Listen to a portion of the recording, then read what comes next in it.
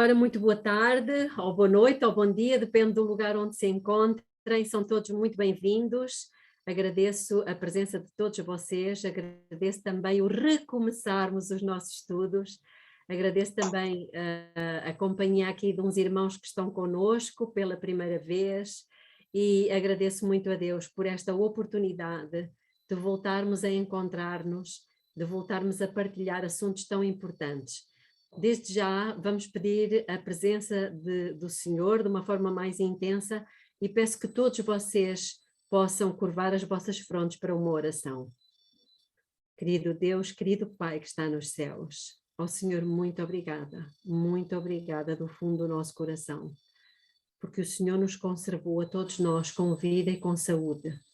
Muito obrigada, Pai, por ainda termos este privilégio de abrir a sua palavra e de, em comunhão uns com os outros, abrirmos e ouvirmos a sua voz a falar a cada um de nós. Precisamos conhecer qual seja a sua vontade, Pai. E queremos suplicar que o Senhor venha dirigir esta reunião, seja o Senhor o nosso mestre, o nosso professor, que o Senhor nos ajude e clarifique a nossa mente, traga luz e nos dê força de vontade para continuarmos a aprofundar assuntos tão bonitos. Também lhe suplico por aqueles que estão a viajar, particularmente a Alice e o Pete, que o Senhor os abençoe, os guarde e os proteja, para que daqui a pouco os possamos ter conosco mais tranquilos. Ajuda-nos, Pai, a podermos ter um espírito dócil e disposto a aprender. É o que lhe suplicamos em nome de Jesus. Amém. Amém. Ok, meus irmãos, então nós tínhamos ficado de estudar o livro do profeta Daniel, não é verdade? Eu sei que já é um livro subejamente conhecido de todos nós. Não vamos ler os capítulos porque todos nós já os conhecemos. Eu tinha pedido aos irmãos que lessem o capítulo 1, 2 e 3. Não estou a ver aqui a Flávia, eu penso que ela vai entrar entretanto. Mas como vai ficar gravado, portanto, depois todos nós podemos ver novamente e recapitular. Então, irmãos, não iremos tocar muitos aspectos que nós já conhecemos e que já são muito conhecidos de todos nós, mas o objetivo é estudar este livro no sentido de perceber o que é que ele tem para nos dizer a nós que vivemos no fim dos séculos. Portanto, este é o objetivo, não é por acaso que Deus começa por dizer precisamente que o livro de Daniel é para aqueles que vivem no fim dos tempos. Ele diz isto várias vezes e nós vamos ver esses textos à medida que formos estudando. Temos então aqui um capítulo, um livro, que é um livro pequenino, apesar de estar incluído nos profetas maiores. É um livro pequenino, apenas com 12 capítulos. Isto eu vou tentar resumir o máximo que eu posso dentro do tempo que nós temos. Este livro, apesar de ter 12 capítulos, metade deles são histórias e outra metade são profecias. Apesar de serem metade histórias, essas histórias são histórias com alcance profético. Os livros de profecia, os capítulos, de profecia são o capítulo 2, o 7, o 8, o 9, o 11 e o 12. Os outros, por exclusão de parte, são história, ou seja, o 1, o 3, o 4, o 5, o 6 e o 10. O livro de Daniel tem como título o próprio nome do profeta, Daniel, e ele logo começa por nos dar uma direção muito boa e uma perspectiva muito bonita, porque Daniel é um nome composto por duas palavras, Dan e El. O prefixo El significa Deus, ou Jeová, ou Senhor. Dan era um dos filhos de Jacó, não é? Que, portanto, dá origem a uma das tribos, a tribo de Dan. Portanto, temos que saber o que é que significa Dan. E lá no livro no Antigo Testamento, no livro de Juízes, diz-nos o que é que significa. No capítulo 2, versículo 16, significa Dan, o Senhor é o meu juiz, ou juiz. Daniel é isso mesmo que significa, o Senhor é o meu juiz. mas desculpem, eu enganei-me, portanto, vamos referir o significado do nome em Gênesis capítulo 49. Gênesis 49, quando Jacó chama todos os seus filhos e lhes dá não só uma bênção, mas também lhes dá o significado do seu nome. Então aqui no capítulo 19 de Gênesis, no versículo 16 diz: Dan julgará o seu povo. Portanto, Dan significa juiz. E no livro de Juízes, no capítulo 2, há outros versículos também, mas vamos só ver aqui o capítulo 2, versículo 16 diz: mas o Senhor suscitou juízes que os livraram da mão dos que os despojavam. Portanto, juiz significa um libertador. Logo, Daniel significa o Senhor é o meu libertador. O Senhor é o meu juiz, o meu libertador. Logo, são boas notícias. Há pessoas que têm algum receio de estudar o livro do profeta Daniel, porque ele tem muitos símbolos e porque fala de muitas coisas concernentes ao fim dos tempos, mas já temos aqui uma diretriz que nos mostra que vamos falar muito sobre juiz ou juízo, e já sabemos que isso significa libertador. Muito bem. Partindo deste princípio, o livro de Daniel começa não com uma profecia, apesar de ser um livro profético, de uma profecia especial, que é a profecia escatológica, ou seja, aquela que tem a ver com o tempo do fim. Então, sendo um livro profético, faria todo o sentido que abrisse com uma profecia, mas ele não abre com uma profecia, ele abre com uma história, e uma história sobre comida e bebida. E, portanto, Deus logo aqui, com este livro, que é um livro para aqueles, particularmente para aqueles que vivem no tempo do fim, ele já nos está aqui a dizer alguma coisa. Ele nos está a dizer que, lá está a aplicação do livro à nossa vida, que a questão da alimentação é altamente importante para aqueles que vivem no fim dos séculos. E, portanto, não só nos diz isso, mas também nos diz que tipo de alimentação. Nós conhecemos a história e o capítulo 1 do livro de Daniel, a parte principal dele, o foco dele está no versículo 8, e o versículo 8, todos nós sabemos, aqueles jovens tinham sido levados para o exílio em Babilónia, para um país que eles não conheciam, para uma língua que lhes era desconhecida, com uma religião que lhes era completamente alheia, e ainda por cima foi-lhes dada uma alimentação a qual eles não estavam habituados, porque foi-lhes apresentada uma mesa cheia das iguarias do rei. E nessas iguarias nós sabemos o que é que está. O que é que estão? Estão bolos, estão cremes, estão pudins, estão gorduras, estão fritos, estão açúcares, coisas que nós sabemos que interferem diretamente com a nossa, não só com a nossa saúde física. O objetivo aqui nem é tanto a saúde física, mas é o nosso discernimento mental.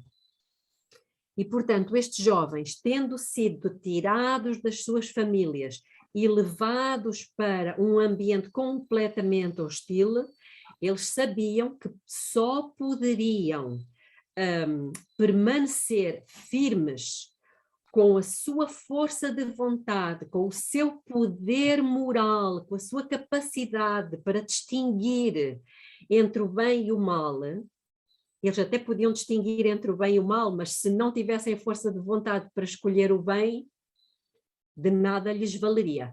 Portanto, eles perceberam que precisavam de um tipo de alimentação diferente daquela que o inimigo lhes estava a propor.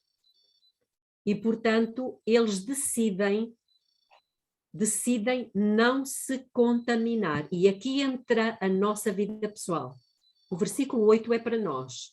E eu vou ler o versículo 8, que nos diz: Daniel, porém, propôs no seu coração, ou seja, decidiu, ele escolheu não se contaminar com a porção das iguarias do rei, nem com o vinho que ele bebia, o que significa que havia um outro vinho que o rei não bebia. Mas aquele que ele bebia, Daniel propôs não se contaminar.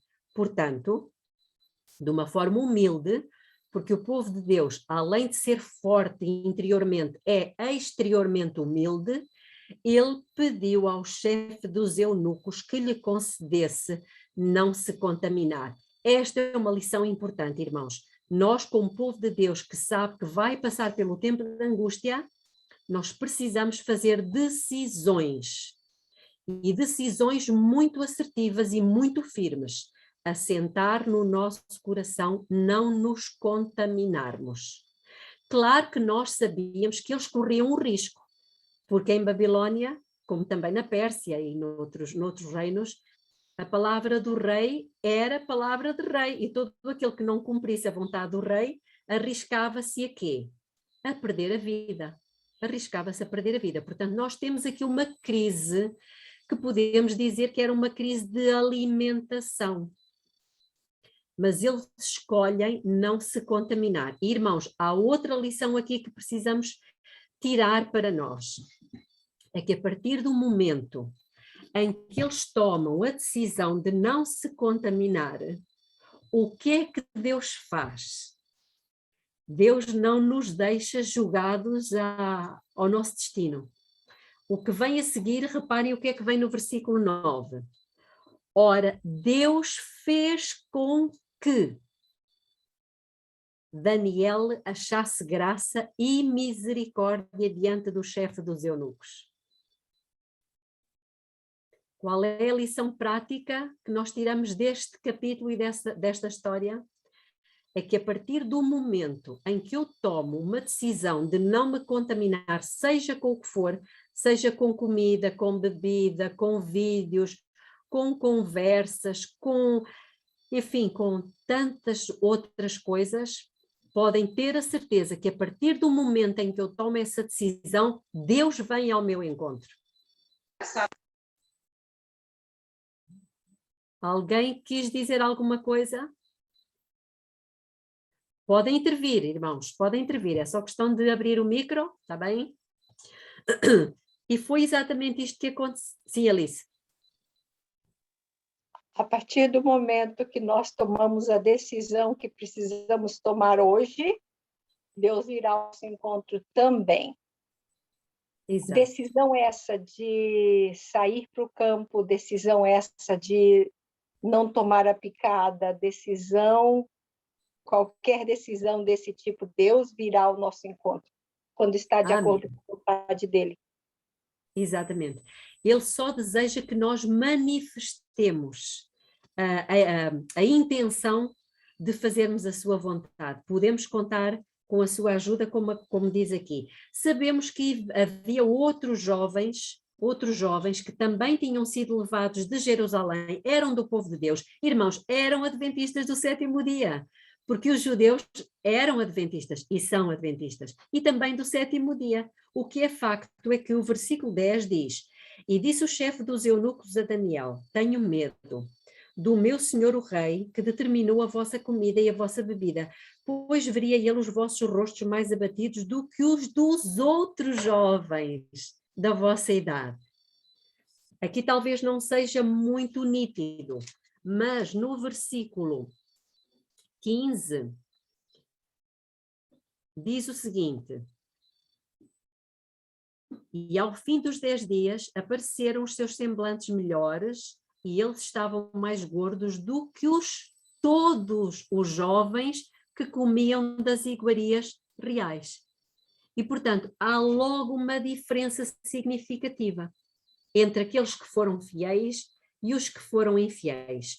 Então, aqui neste capítulo, nós vemos, acima de tudo, não vamos deter-nos em muitos detalhes, porque eu acho que nós conhecemos os detalhes, o facto de lhes terem mudado os nomes, não é? O facto de eles terem sido instruídos nas línguas e na filosofia e na religião dos caldeus, mas não é isso que nos interessa. Neste capítulo, o que eu quero salientar é que nós, povo de Deus, precisamos tomar muito cuidado com a questão alimentar. E eu sei que muitos de nós adventistas, apesar de sermos adventistas, e provavelmente alguns de nós adventistas há muitos anos, ainda prevaricamos. ainda fazemos a vontade ao nosso eu, ao nosso apetite depravado. E uma vez aqui e outra vez ali, nós acabamos por... eu sei que, ok, mas é importante nós termos esta noção. Há coisas que são princípios. E não estou a falar só da carne, estou a falar também de outros produtos, como o caso do queijo, por exemplo, que está escrito que é deletério, ou seja, provoca a morte. Peço desculpa se isto está a ser ofensivo a alguém, mas o Conselho sobre o Regime Alimentar, inspirado pelo Espírito Santo, é isso que nos diz. As misturas, irmãos, é outra coisa que muitos de nós fazemos. Não é? Numa mesa onde existem vários pratos, há a tendência de comer um bocadinho disto, um bocadinho daquilo, e acaba por fermentar e fazer uma grande oxidação do nosso sangue, a mente fica embutada, não consegue discernir, e portanto nós temos que ter esta noção, não precisamos de ser ignorantes a esse respeito, porque graças a Deus, Deus nos deixou ficar muita luz a esse respeito. Portanto, fechando o capítulo, eles não foram encontrados 2 vezes mais inteligentes. Foi 10 vezes mais inteligentes do que todos os outros. E é engraçado porque Babilônia, e os irmãos conhecem isso, vamos ver agora no capítulo 2, Babilônia, ela foi representada no capítulo 2 da estátua pela cabeça. E a cabeça aqui tem um significado de inteligência. O rei Nabucodonosor, tal como os outros babilônios, era um povo extremamente inteligente. E foi o próprio rei que fez um exame aos exilados, aos jovens exilados. E foi o próprio rei que disse que os encontrou 10 vezes mais inteligentes do que os outros. Portanto, vale a pena nós seguirmos estes princípios. Então, no capítulo 1, o que está em causa é a alimentação. E agora reparem, porque há aqui uma ligação entre estes 3 primeiros capítulos. Por eles terem sido fiéis na alimentação, Deus lhes permite ter o capítulo 2. E no capítulo 2 o que é que nós encontramos? Encontramos não agora uma história, mas uma profecia. Portanto, os irmãos vejam, no capítulo 1 é uma história, mas é uma história com alcance profético. Porquê? Porque ela dá instruções para o povo que iria viver no tempo do fim. Ou seja, nós somos os Daniéis. Estamos a viver no meio da Babilônia. E qual é o tipo de alimento que a Babilônia nos oferece, de comida e de bebida? Aquilo que nós chamamos de fast food, comidas cheias de gordura, fritos, refrigerantes, tudo o que é atraente, brilhante, não é? Gorduroso, assim, com bastante creme. E, portanto, esta é uma questão importante, mas aqueles jovens decidiram uma alimentação frugal, super simples, legumes, verdura, nozes, mesmo uma alimentação simples, que lhes proporcionou a capacidade, uma limpeza mental ao mesmo tempo. E foi por causa disso que Deus lhes fez aquilo que aconteceu no capítulo 2. O que é que acontece no capítulo 2? Conhecemos a história. O rei teve o quê? Digam-me, já agora podem abrir os vossos micros. O rei teve o quê? Um sonho. Será que foi um sonho?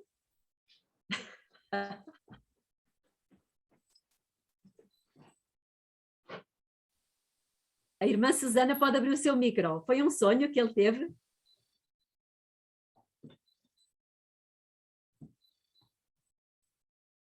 Olhem o que diz o versículo 1. Isaac, muito bem, foram sonhos. Ele teve sonhos. Nós normalmente dizemos que é um sonho, não é verdade? Mas diz então aqui, ora, no 2º ano do reinado de Nabucodonosor, teve uns sonhos. Então foi mais do que um. E no versículo 2 diz: então o rei mandou chamar os magos, os encantadores, os adivinhadores e os caldeus, para que declarassem ao rei os seus sonhos. Então, mas foi o sonho ou foram sonhos?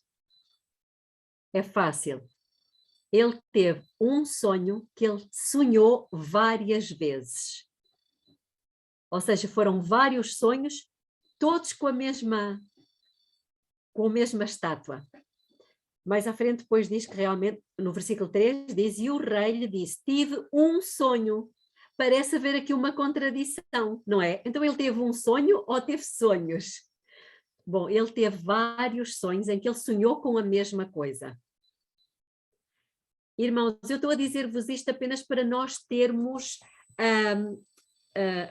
ganharmos o hábito, que eu também não tinha, ganharmos o hábito de vermos os detalhes, as coisas pequeninas. A mim já me aconteceu, eu não sei se já vos aconteceu a vocês, sonhar várias vezes a mesma coisa. Já vos aconteceu a algum de vós?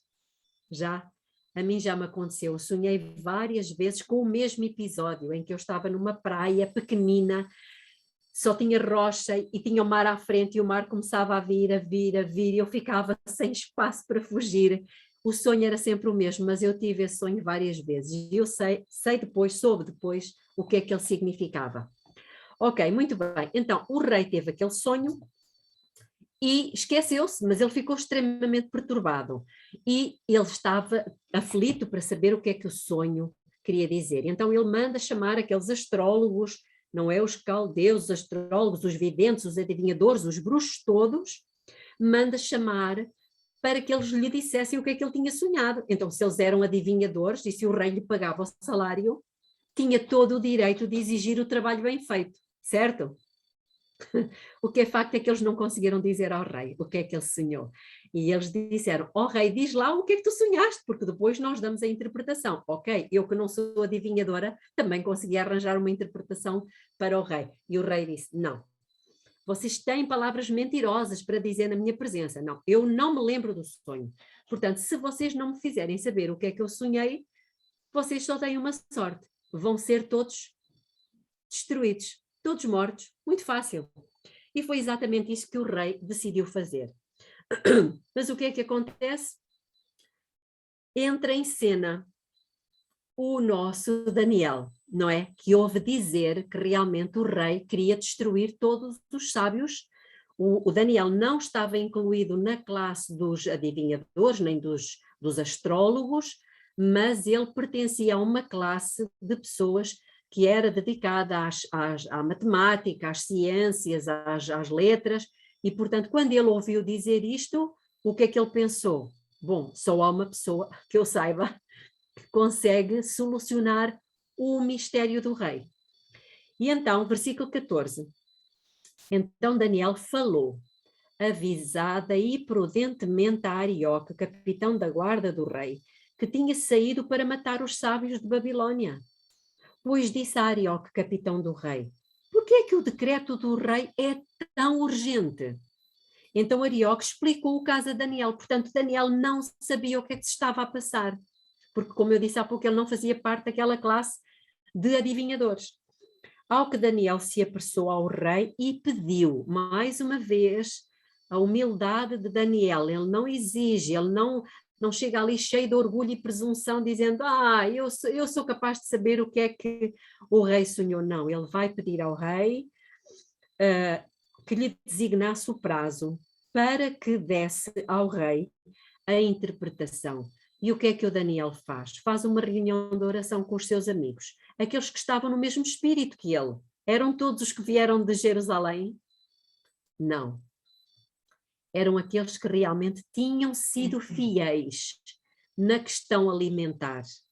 E isto é algo que é importante. Ele vai se reunir com eles e diz no versículo 18, para que pedissem misericórdia ao Deus do céu sobre este mistério, a fim de que Daniel e os seus companheiros não perecessem, não morressem, juntamente com o resto dos sábios de Babilônia.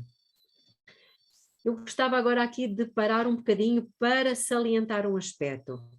Nós já vimos no capítulo 1 que houve uma que eles estavam a passar uma crise, não é verdade? Eles corriam o risco de ser mortos. Mas aquilo que Satanás queria que acontecesse com eles, Deus transformou numa bênção. Alguém esta semana me dizia assim, mamãe, bom, já estou a dizer quem é, não transformes uma bênção numa maldição. Claro que foi o meu filho, não é? Vamos chamar de mamã. E realmente, muitas vezes, Satanás quer levar a que uma coisa seja uma maldição e Deus faz o contrário. Transforma numa bênção. E foi exatamente isto que aconteceu aqui. Versículo 19. Então, foi revelado o mistério a Daniel, numa visão de noite, pelo que Daniel louvou o Deus do céu. E esse louvor e essa oração de agradecimento nós encontramos lá desde o versículo 20 ao versículo 23. É muito bonita. E reparem o que é que diz. Há uma palavrinha que neste capítulo se repete muitas vezes, que é a palavra-chave. Eu disse que no capítulo 1, o verso-chave, lembram-se no capítulo 1, qual foi o verso-chave? 8. Muito bem, foi o versículo 8. Propôs no seu coração, né? Exatamente, assentou no seu coração, decidiu, escolheu, muito bem. Agora aqui no capítulo 2 não é essa a palavra-chave, é uma palavrinha que se repete muitas vezes. Quando Deus a repete é porque ela é importante. Alguém quer alvitrar? Qual é a palavrinha? Sabedoria. Não. Posso-vos dizer que está no versículo 19, no versículo 22, no versículo 28, 30, no versículo 37. Mistério. Diz? Mistério. Não. Revela. Revela, muito bem. Revela, revelado, revelação. Ou seja, o foco do capítulo 2 é a necessidade de uma revelação extra. Eles já eram adventistas ou não eram? Eles já eram adventistas. Eles conheciam as escrituras sagradas, mas numa altura de crise, em que a vida deles estava em jogo, o que é que eles precisavam? Oração para de uma obter revelação, revelação. de uma revelação extra, exatamente, de uma revelação extra. Irmãos, isto já nos está a dizer alguma coisa. Ou seja, nós também somos adventistas, nós conhecemos as escrituras, nós conhecemos muita coisa das profecias, mas vai chegar uma altura em que, como a Bíblia diz, Deus faria surgir profetas. Os vossos velhos terão sonhos e os vossos jovens terão visões e profetizarão. Ou seja, nós precisaremos, vai haver uma circunstância da nossa vida que irá pôr em risco a nossa própria vida e que precisaremos da mesma misericórdia, desculpem, precisaremos da mesma misericórdia que Daniel e os seus companheiros tiveram.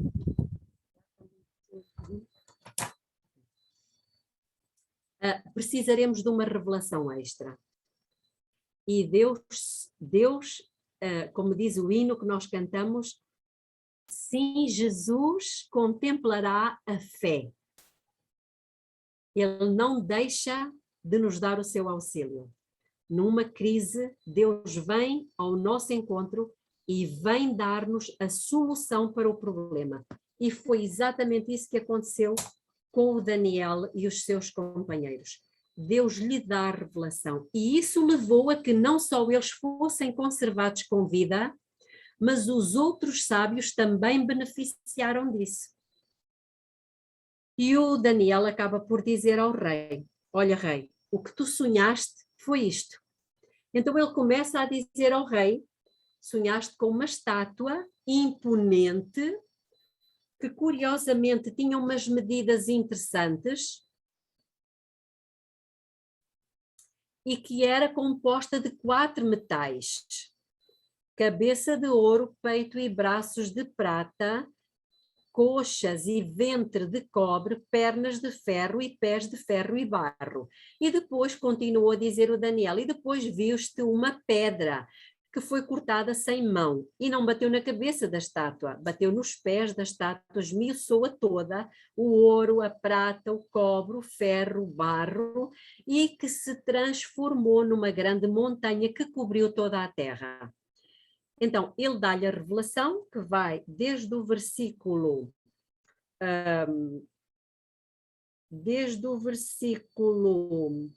31, aliás, 32, até ao 35, mas antes de lhe dar a interpretação, eu queria chamar a atenção aqui para um aspecto. Reparem que diz, no versículo 28, Daniel, quando vai ter com o rei, diz-lhe assim: mas há um Deus no céu, o qual revela os mistérios. Ele, pois, fez saber ao rei Nabucodonosor o que há de acontecer quando? Quando? Nos últimos dias. Nos últimos dias. Então, só por aqui nós já estamos a perceber que este capítulo 2 é importante para aqueles que vivem nos últimos dias. Não era tanto para o rei Nabucodonosor. E depois continua: o teu sonho e as visões que tiveste na tua cama são estas. Estando tu, ó rei, na tua cama, subiram os teus pensamentos sobre o que havia de suceder no futuro. Portanto, Deus usa uma circunstância que Satanás queria usar para destruir Daniel. O propósito de Satanás era matar Daniel por saber que ele era fiel. E o que é que Deus faz? Transforma a circunstância de tal forma que, em vez de ele morrer, ele subiu ainda mais na consideração do rei, na posição que ele ocupava. Irmãos, nós só temos vantagem em ser fiéis. Deus pode levar-nos a posições que nós nem imaginamos. E, portanto, eu gostava que ficássemos com esta ideia de que, neste capítulo, o que Deus nos está a ensinar é não só a permanecer fiéis, mas que saibamos que, ainda que venha uma crise que ponha a nossa vida em jogo, nós temos a solução no mesmo lugar que Daniel teve. Busquemos os nossos irmãos que pensam da mesma forma, que têm a mesma fé, que pretendem ser fiéis, que assentaram no seu coração não se contaminar. Façamos uma reunião de oração pedindo misericórdia ao Deus do céu e o Senhor vai se manifestar. Agora, ele começa a dizer ao rei no versículo 36, este é o sonho. Agora diremos ao rei a sua interpretação. Vamos comer. Comer.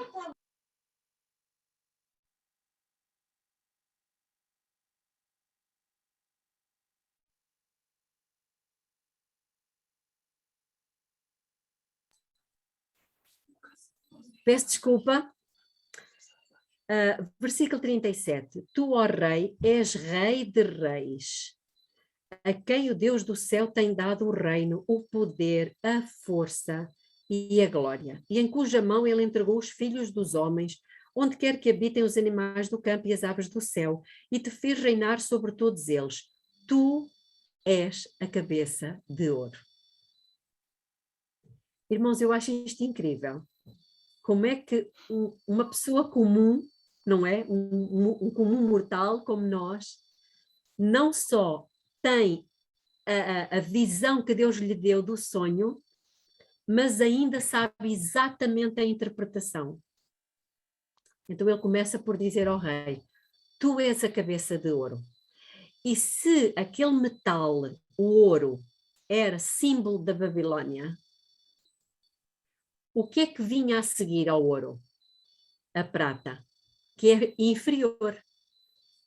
Mas se o ouro representava o reino de Babilônia, significava que ela não era eterna, porque logo a seguir viria um outro reino que, apesar de ser inferior, iria vencer um superior. E, portanto, esta sequência de reinos, de metais, que representam os reinos, mostram-nos, ou melhor, está em total oposição à teoria de Darwin. O evolucionismo diz que nós vamos evoluindo, a raça humana vai ficando cada vez mais inteligente. O que é que Deus diz? Exatamente o contrário. Há uma degradação nos metais, há um decréscimo. Do ouro passa para a prata, da prata passa para o bronze, do bronze para o ferro, que é material de construção, e como se isso não bastasse, acaba no barro, que não tem quase valor nenhum. Eu vou avançando porque eu queria chegar aqui a um ponto muito específico. Todos nós sabemos a sequência destes reinos. Babilônia, que foi vencida pela Medo-Pérsia, que era simbolizada pela prata, e o facto de ser a cabeça de ouro significava inteligência. Os babilônios eram muito inteligentes. O peito e os braços, símbolo de força e trabalhos manuais. Os persas eram extremamente ágeis nas construções, tudo o que tinha que ver com mãos. Depois, o ventre e as coxas de cobre, que numa estátua é uma zona, como os irmãos sabem, onde estão os órgãos sexuais, portanto tem a ver com o erotismo, e os gregos eram especialistas nessa área, não é por acaso que Deus o fez representar por esta parte da estátua.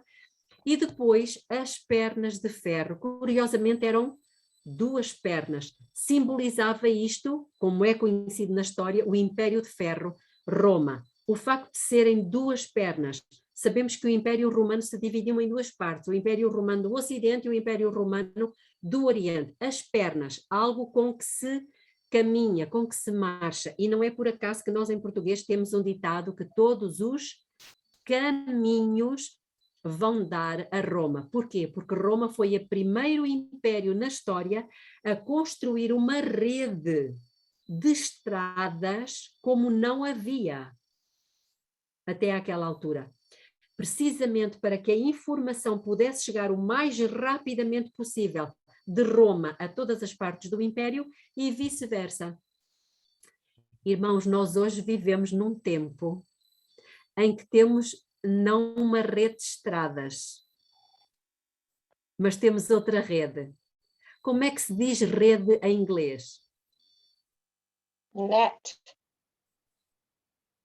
Internet. Exatamente.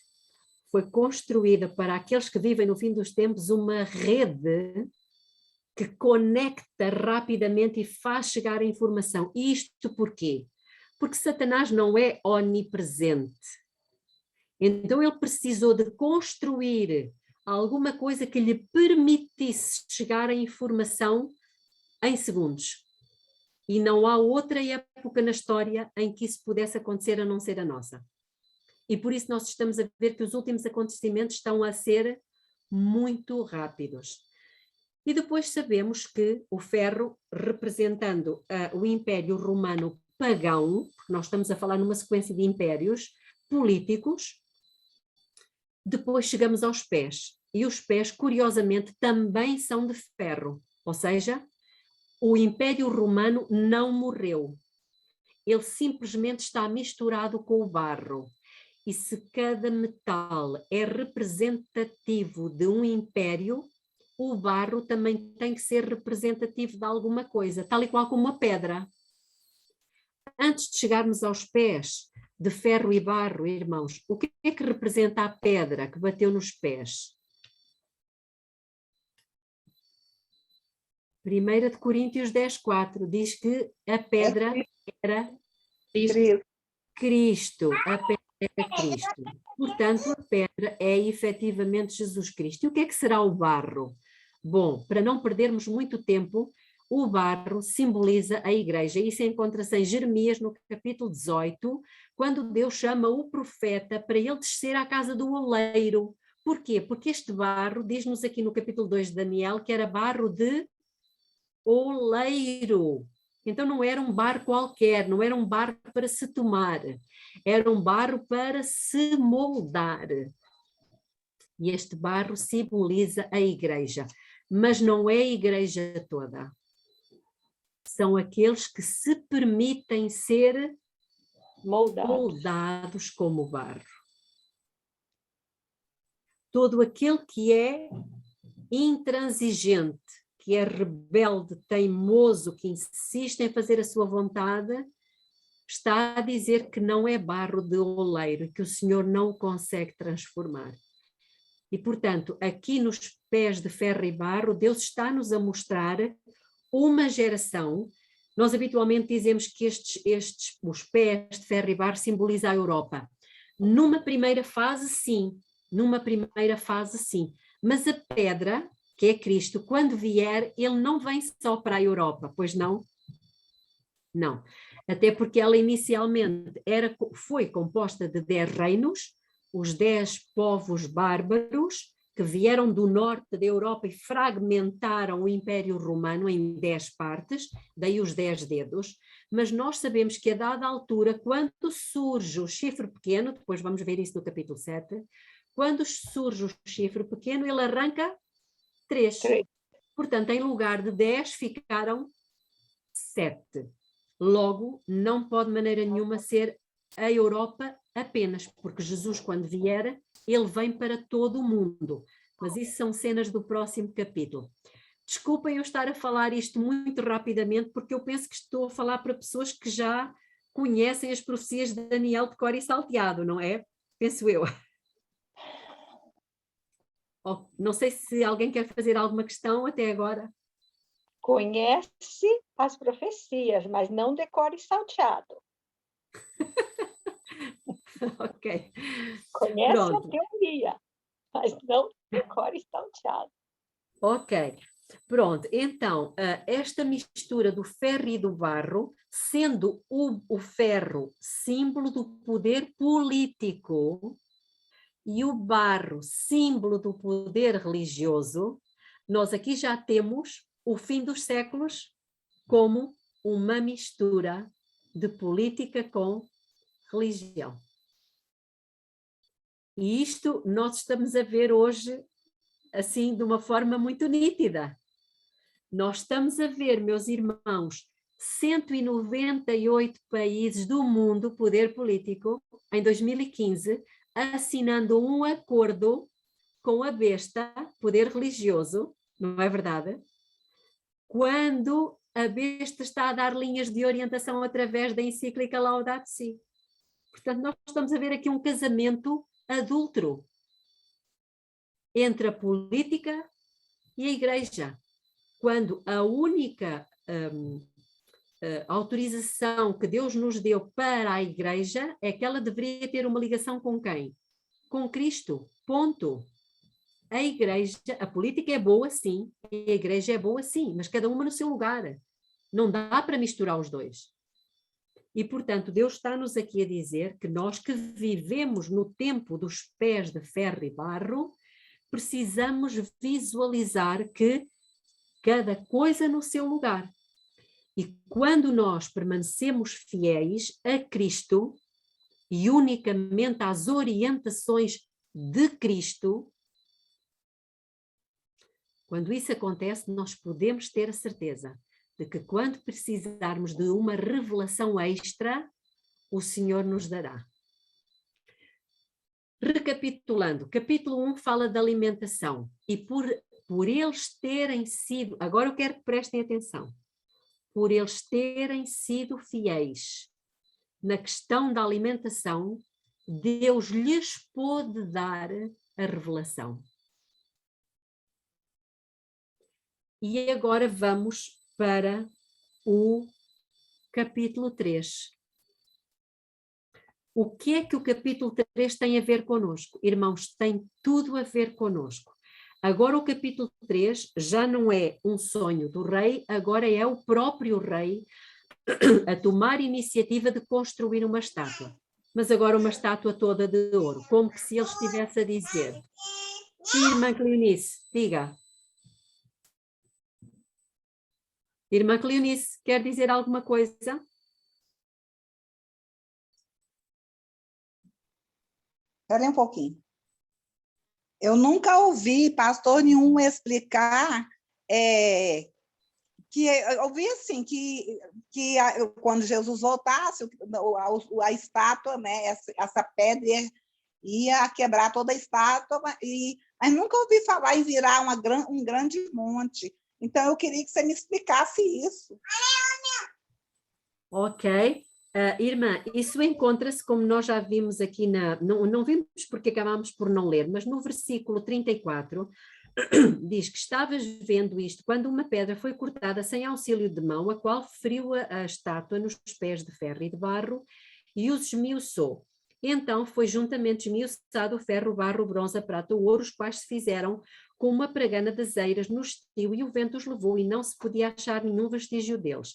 A pedra, porém, que feriu a estátua, se tornou numa grande montanha que encheu toda a terra.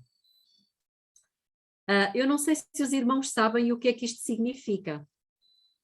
Eu hoje queria dar os 3 capítulos, não vai ser possível, mas não faz mal. Na quarta-feira continuaremos. Esta montanha é o reino de Deus, que esse sim vai abarcar toda a terra. E diz-nos na interpretação no versículo 45, porquanto viste que do monte foi cortada uma pedra, este monte é o Monte Sião. E o facto dela ser cortada sem mão significa que é algo que vem do Monte Sião sem intervenção humana, sem auxílio de mãos, e ela esmiuçou o ferro, o bronze, o barro, a prata, o ouro. O grande Deus fez saber ao rei o que há de suceder no futuro. Certo é o sonho e fiel a sua interpretação. Esta montanha é realmente o reino de Deus que ele vai estabelecer. E por falar no reino de Deus, eu gostaria de vos ler aqui uma coisinha. Permitem-me só que eu vá buscar, por favor. Nelinho, fazem uma pausazinha. Ok, o Isaac? Muito bem. Então, o que eu queria dizer aos irmãos é o seguinte. Eu não sei se os irmãos conhecem esta revista Arautos do Evangelho. Conseguem ver?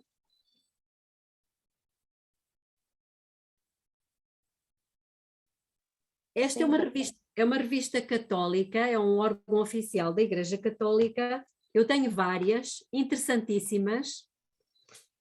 E esta, que não é muito antiga, portanto é de 2006, que tem esta capa.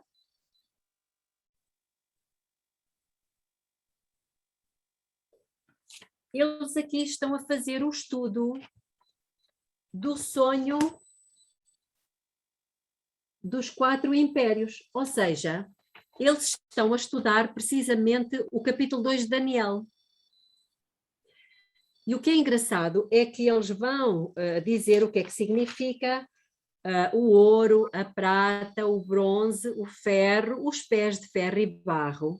E depois, quando chegamos ao final, reparem que isto é uma revista católica, eles referem Daniel 2,44 e diz assim: no tempo desses reis, o Deus dos céus suscitará um reino que jamais será destruído. É tal pedra.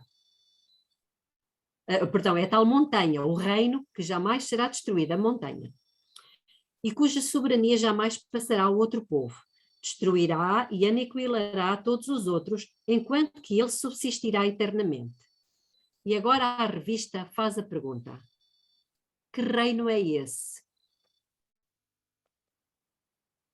Com razão, a tradição teológica ensina a tratar-se do reino de Nosso Senhor Jesus Cristo. Mas depois à frente eles dizem, é a Santa Igreja Católica Apostólica Romana.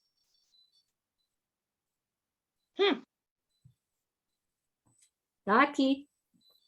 Não sei se conseguem ver. Inacreditável, amiga. Você sabe aqui que eu estou aqui com nós três e a cada um deu uma resposta. E eu falei assim, eles vão dizer que é a Igreja Católica. Exatamente. É muita audácia.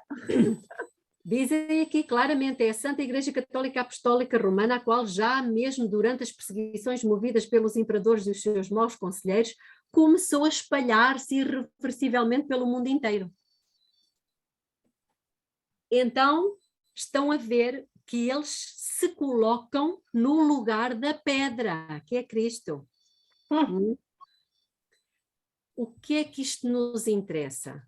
O que é que Deus nos quererá ensinar com este capítulo? Já vimos que bastantes coisas, não é verdade? Precisamos de ser fiéis na alimentação para que Deus nos possa dar a revelação. E se assim fizermos, podemos ter a certeza que vai acontecer conosco o que está no capítulo 3. Mas isto serão cenas do próximo capítulo. Vamos ter que ficar por aqui, estamos em cima da hora. Mas há uma sequência destes 3 primeiros capítulos do livro de Daniel. Há uma sequência. Alguma pergunta? Alguma questão?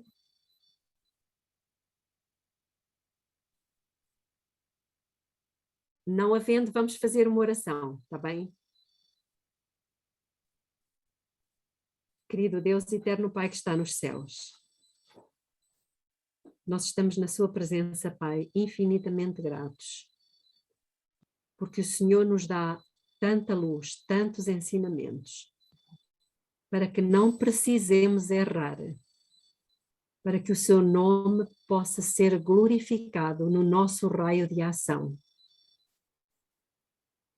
Conceda-nos a todos nós o desejo e a determinação de Daniel, a sua humildade, a sua fé, a sua coragem, mas também, Senhor, se necessitarmos que o Senhor nos ajude a poder ter a revelação que tanto necessitamos, a revelação do seu amor, do seu caráter. Que o Senhor abençoe cada um dos que estão aqui, as suas respectivas famílias. Conceda-nos, ó Pai, a coragem para não desistir, o ânimo e a força, e que o seu Espírito venha sobre o seu povo. Pedimos também pelos que estão doentes, pedimos por aqueles que cuidam dos doentes, suplicamos pelos pastores da sua igreja, os atalaias, os vigias, que o Senhor os ilumine a cada um deles e que nos ajude a permanecer fiéis até o fim, ainda que caiam os céus. Amém. É o que lhe suplicamos em nome de Jesus. Amém. Amém. Amém.